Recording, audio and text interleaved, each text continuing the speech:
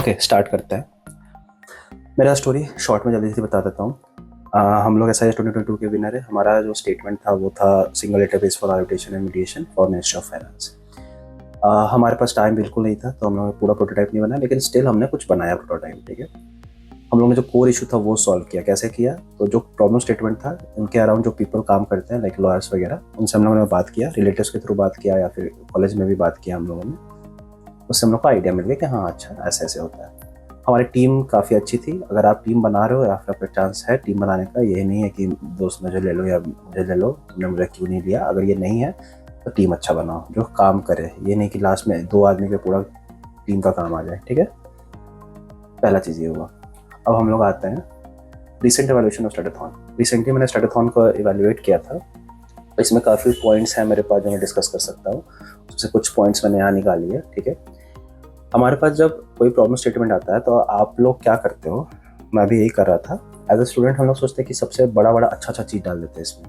थोड़ा ब्लॉकचेन भी है, थोड़ा हाइपरलेजर फैब्रिक भी डाल दिया, थोड़ा इथीरियम का ये नया वाला चीज़ डाल दिया, थोड़ा अब नहीं हम किसी और पे डालेंगे, अब पॉलीगॉन पे डाल रहे हैं। ठीक है, सोलाना पे बना रहे हैं। नहीं ज़रूरत है सब चीज़ का डालने का। ठीक है, अगर प्रोजेक्ट मांग रहा है कि मुझे एक डेटाबेस चाहिए जिस पर हम सीक्वल को रन कर सकें, तो उसमें क्या ज़रूरत है कि ब्लॉकचेन पे भी डेटा स्टोर हो?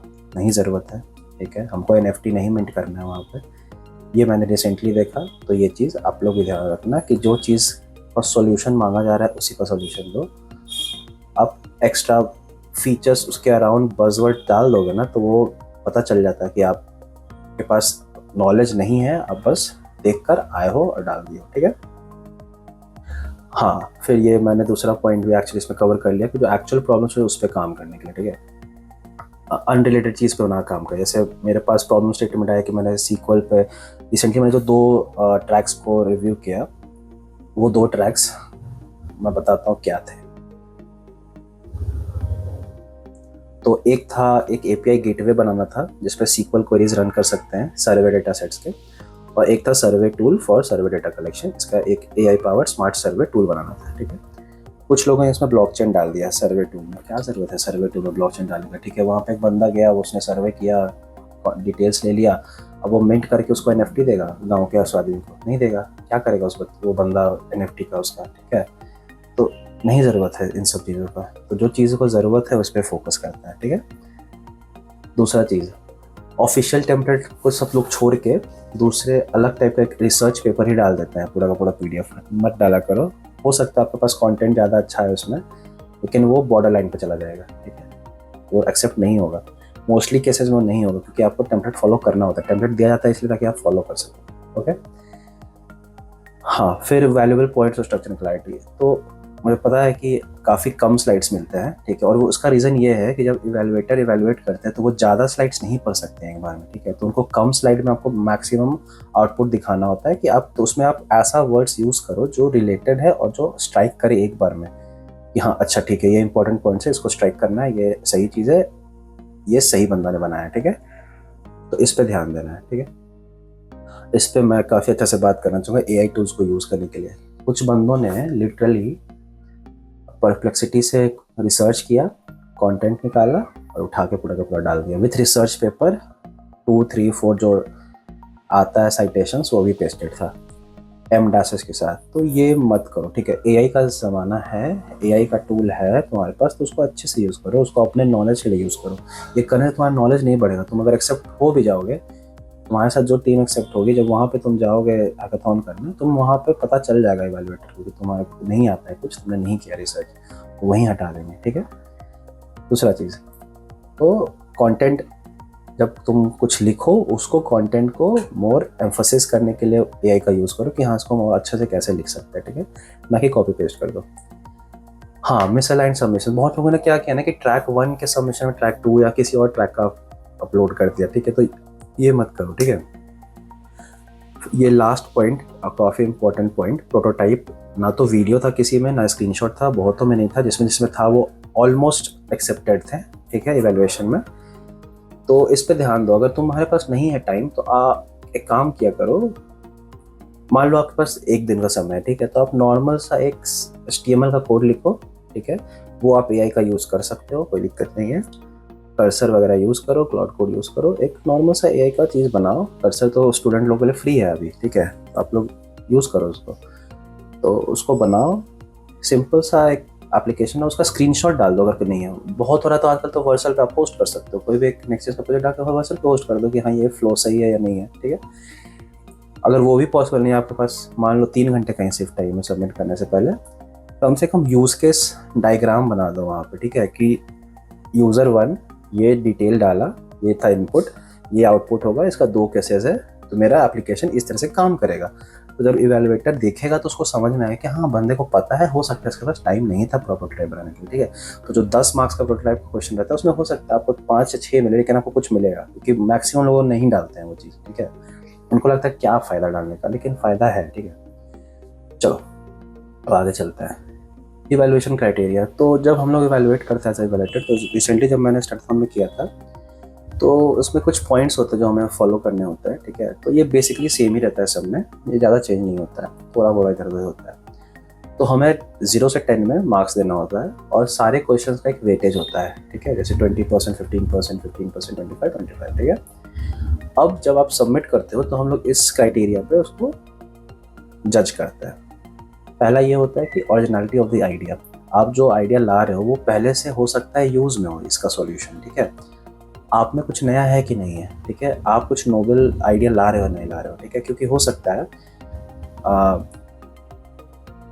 आप ऐसा सॉल्यूशन ला रहे हो जो ऑलरेडी एग्जिस्ट करता है और वो नहीं है, अच्छे से काम नहीं कर पा रहा है, या फिर वो उतने अच्छे से क्रिटिकली नहीं, मतलब आप ऐसा आइडिया ला रहे हो, जैसे मान लो मुझे एक सॉल्यूशन बनाना है सीक्वल क्वेरी डेटा सेट करने का, जो इस बार का था, तो मैं ऐसा आइडिया भी ला सकता हूँ कि हाँ वहाँ से डेटा कलेक्ट किया, वो बंदा आके फीड करेगा डेटा एंट्री का, उसके बाद फिर वो डेटा जाएगा, उसके बाद फिर उस पर हम लोग सीक्वल रन करेंगे। एक ये सॉल्यूशन है। एक दूसरा सॉल्यूशन ये है कि डेटा वहाँ से एंटर हुआ, वो ऑटोमेटिकली हमारे पास स्टोर हो गया क्लाउड पे, फिर एक क्रॉन जॉब चलते रहता है, वो अपना निकालते गया, उसको सेव करते गया। ये 2 तरीका हो गया। दूसरा ज़्यादा बेटर है, पहला में ज़्यादा ह्यूमन इंटरेक्शन है, ठीक है, तो ज़्यादा ह्यूमन इंटरफेरेंस को हम लोग कम जितना कर पाए वो ज़्यादा बेटर अप्रोच होता है, ठीक है। तो आप कुछ नोवेल आइडिया लाओ। दूसरा होगा टेक्नोलॉजी। इसमें आपको ध्यान देना होगा कि आप ऐसा टेक्नोलॉजी लाओ जो ना तो बहुत पुराना हो ना तो बहुत ज़्यादा नया हो, ठीक है। ऐसा नया मत डाल दो कि जो हो सकता है उस पर ज़्यादा कंट्रीब्यूशन ही ना हो रहा हो। जैसे आप जो भी टेक्नोलॉजी लेंगे most of them open source technologies रहेगा, ठीक है, जैसे नेक्स्ट.जेएस, रिएक्ट, ये सब आप यूज़ करोगे, ठीक है। तो ये सब मतलब अच्छा सेटल्ड टेक्नोलॉजीज है। लाइब्रेरी रिएक्ट काफ़ी अच्छे है, फ्रेमवर्क जो नेक्स्ट.जेएस का वो काफ़ी दिन से है, तो सबको पता है इसके बारे में, ठीक है। और ये लॉन्ग रन मतलब लॉन्ग गोल में काम दे देगा कि हाँ मैं 5 साल 10 साल का एक व्यू लेके चल सकता हूँ कि ये एग्जिस्ट करेगा, ठीक है, इस पर सपोर्ट रहेगा। तो ऐसा टेक्नोलॉजीज आप लाओ जिसमें ये चीज़ रहे। अब आप ऐसा ले आओगे जैसे कि हम इसको बनाने के लिए ना HTML यूज़ करेंगे, ठीक है, वो छोड़ो, अब हम इसको बनाने के लिए कैसा लैंग्वेज यूज़ करेंगे जो 10 साल पहले ही डेप्रिकेट हो रहा है, तो उसको कोई फ़ायदा नहीं है। तो टेक्नोलॉजी ऐसा लाओ जो रिसेंट का हो थोड़ा, लेकिन प्रोडक्शन के एप्लीकेशन बनाने लायक हो, मतलब इतना वो मैच्योर हो टेक्नोलॉजी। फिजिबिलिटी, प्रैक्टिकलिटी, आपको पता ही है कि ऐसा टेक्नोलॉजी, क्योंकि बहुत लोग ये सोचते हैं कि गवर्नमेंट को दे रहे तो मतलब करोड़ों रुपये लगा देगा, नहीं, करोड़ रुपये लगाया जाता है उस चीज़ पर जिसका पता है कि आउटकम क्या होगा। आपके एप्लीकेशन का आउटकम अभी पता नहीं है गवर्नमेंट को, तो ये जब लेगी गवर्नमेंट, जब यूज़ करेगी तो बाद में पता चलता है। तो फिजिबिलिटी ऐसा रखना कि हाँ लगे कि हाँ टेक्निकली ये फिजिबल है। आप बोल रहे हो कि मैं एक्स भी कर दूंगा, वाई भी कर दूंगा, जी भी कर दूंगा, ए भी कर दूंगा, नहीं हो पाएगा, नहीं कर सकते हो, कि हमें भी पता है कि आप कॉलेज के स्टूडेंट्स हो, ठीक है, आप नहीं हो किसी MNC के काफ़ी सीनियर्स डेवलपर्स, ठीक है, तो हमें पता होता है ये चीज़। तो उस हिसाब से ही डालो कि आप सब कुछ नहीं कर सकते हो, आप अपना पार्ट डालो कि मैं क्या करूँगा, क्या कोर प्रॉब्लम को मैं सॉल्व करूँगा इस तरीके से, ठीक है। और फिर इसके बाद मैं आगे इसका क्या अप्रोच रख सकता हूँ कि इसको और एक्सटेंड या इसको स्केल कैसे करेंगे, ठीक है, मतलब और क्या फीचर्स ऐड हो सकता है। ज़रूरी नहीं कि आप करो, बस बता सकते हो। अगर आपके पास स्पेस बच रहा है ज़्यादा तो फिर आप बता सकते हैं कि बाद में इसमें ये सब फीचर्स भी ऐड कर सकते हैं, ठीक है। तीसरा हो गया MVP प्रोटोटाइप। इसमें मोस्टली लोगों को मैंने 0 दिया था, क्योंकि बहुत लोगों ने कुछ भी नहीं डाला है। 1-2 के पास तो वीडियो में था, वो वीडियो में भी अपना PDF को ही एक्सप्लेन कर रहा है या PPT को ही एक्सप्लेन कर रहा है, तो वीडियो डालने का क्या फ़ायदा, PPT तो मैं खुद भी देख ले रहा हूँ। तो इस पर थोड़ा ध्यान देना कि जो मैंने पहले बताया कि थोड़ा डेमो या PDF पे काम करना है इस चीज़ पे, ठीक है, कुछ भी हो लेकिन डालो। इम्पैक्ट तो आपको पता ही, जब आप उस चीज़ पे रिसर्च करोगे तो आपको पता चल जाएगा कि ये करने से क्या इम्पैक्ट आएगा, तो ये आप अपने हिसाब से डाल सकते हो, ठीक है। कमर्शियल वायबिलिटी, ये मैंने जो अभी बताया कि गवर्नमेंट कॉस्ट इफेक्टिवनेस भी देखता है, ये सब भी चीज़ देखता है कि हाँ इसको बनाने में, अब आप बोल रहे हो हाइपरलेजर फैब्रिक यूज़ करूँगा, भाई तो उसको चलाने में खर्च भी बहुत ज़्यादा आएगा, ठीक है। तो ऐसा चीज़ यूज़ करो जो थोड़ा इफेक्टिव हो, मतलब गवर्नमेंट के बंदे भी हाँ समझ सके कि यूज़ करना सही भी है। अब डिजी लॉकर में यूज़ होता है ब्लॉकचेन, लेकिन डिजी लॉकर सब लोग यूज़ करते हैं, ठीक है, इसीलिए उसमें यूज़ होता है ब्लॉकचेन। अब उसको नहीं यूज़ करते सब लोग तो फ़ायदा ही नहीं था डालने का अपना। यूपीआई जो यूज़ होता है, हो सकता है क्लाउड पे काफ़ी कॉस्ट आता है, तो वो सब्सिडाइज करती है गवर्नमेंट, इसलिए क्योंकि सब लोग यूज़ करता है। वो एक ईजी, हम लोग का एक डेली रूटीन हो चुका है कि कुछ भी करना है तो यूपीआई से करना है, ठीक है। तो उस हिसाब से देखो कि आपका जो सॉल्यूशन है वो कितने लोगों को अफेक्ट करेगा, कितने लोगों को अफेक्ट करेगा, तो कितना खर्च आना चाहिए उस हिसाब से गवर्नमेंट को, या फिर अगर आपको ही एज अ स्टार्टअप इसको करना हो बाद में, तो आप कितना खर्च आएगा आपको, ठीक है। तो जितना कम रहेगा खर्च लेकिन प्रॉफिट मार्जिन ज़्यादा रहेगा तो बेटर अप्रोच रहता है। तो उस चीज़ को दिमाग में रख के करना, ठीक है। इसमें आप अपने प्रोफेसर का भी हेल्प ले सकते हो। उसका हमें रिमार्क्स देना होता है कि क्या इसका स्ट्रॉन्ग पॉइंट्स था, क्या मतलब वीक पॉइंट्स था, और ये कैसे इम्प्रूव कर सकता है। और एक हम लोग के पास 4 ऑप्शन रहता है actually, rejected, border lines, accepted या फिर स्ट्रांगली एक्सेप्टेड, ठीक है। तो मैंने सिर्फ एक को स्ट्रांगली एक्सेप्टेड दिया था, 3 को आई थिंक मैंने एक्सेप्टेड दिया होगा, मोस्टली को मैंने बॉर्डर लाइन या फिर रिजेक्टेड ही किया, क्योंकि नहीं अच्छे थे, मतलब कुछ भी डाल रहे थे लोग। अब इवैल्यूएशन क्राइटेरिया के बाद डिस्कस करते हैं कि इस बार आप लोग क्या कर सकते हो 2025 में, ठीक है। पहले तो ये है कि जो स्टेटमेंट है, प्रॉब्लम स्टेटमेंट, उसको ध्यान से पढ़ो, ठीक है। रिसर्च करो, परप्लेक्सिटी यूज़ करो रिसर्च करने के लिए, यहाँ क्या क्या चीज़ पे ऑलरेडी हो रहा है, क्या काम कर रही है गवर्नमेंट को ये प्रॉब्लम क्यों लगता है कि इसको सॉल्व करना चाहिए, ठीक है। तो इन सब चीज़ों पे काम करो, एक लिस्ट बनाओ और आप देखो कि आपका जो सॉल्यूशन है वो सारे चेक मार्क्स को टिक कर रहे हो कि नहीं कर रहे हो, ठीक है।